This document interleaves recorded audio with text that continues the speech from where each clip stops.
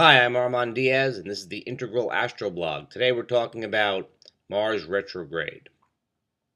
Now, you know Mercury retrograde. Everybody knows Mercury retrograde now.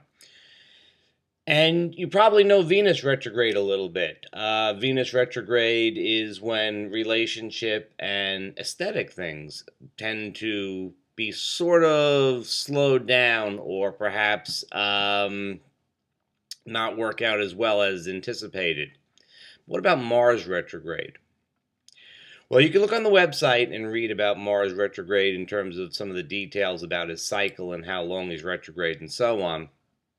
But the same sort of rules apply for Mars retrograde as for any other planet. That is, it gets to be hard to externalize the energy of Mars. And Mars is a planet whose energy is all about externalization. Mars is about drive, about assertiveness, sometimes about aggression. And at times when Mars is retrograde, it becomes very hard to push those types of things out into the world. And the energy flows in a more inward type of way. So Mars retrograde, if you just want to go to the standard book definition, Mars retrograde is considered to be a poor time to begin a new job or major project. It's considered to be a time that it is not great to begin a new sexual relationship. It is generally considered to be a poor time to initiate a lawsuit or some other type of aggressive action. It wouldn't be, if you happen to have armies at your command, it's considered to be a poor time to begin a war, just in case you do. Like Mercury and Venus retrograde, however, when that Martian energy turns inwards, we tend to feel that energy very strongly. In other words, it's not a great time to externalize and do Martian things, or martial things, but we sort of want to a lot. You may notice when Mercury is retrograde, you really want to buy some software. Well, the same thing with Mars retrograde. When Mars is retrograde, we tend to really be kind of focused on martial types of things.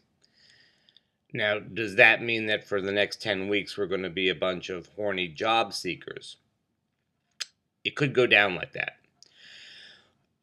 But you have to remember that the Mars retrograde energy, like any astrological energy, represents kind of like a canal, a slope on which the energy is most likely to go, and our consciousness can kind of be pulled into that. It doesn't mean that we're necessarily going to act in a particular way or necessarily going to feel a particular way. To the extent that we have good consciousness and awareness of what's going on in our lives, we can probably avoid that sort of compulsion to act. But it is a great time.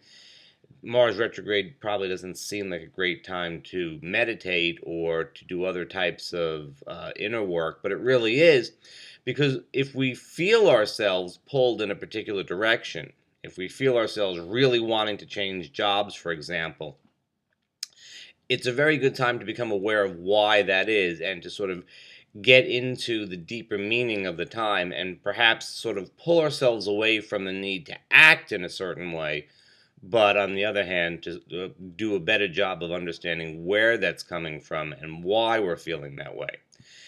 Actually making a change, probably better off waiting until Mars goes direct, but understanding where we need to change, where we need to be more assertive in our lives, where we need to have a better sense of going forward and pushing ourselves into the world, that's a very good thing to do with Mars retrograde. So, good time to act? No. Good time to understand where we want to act? Could be. And that's the short story on Mars retrograde.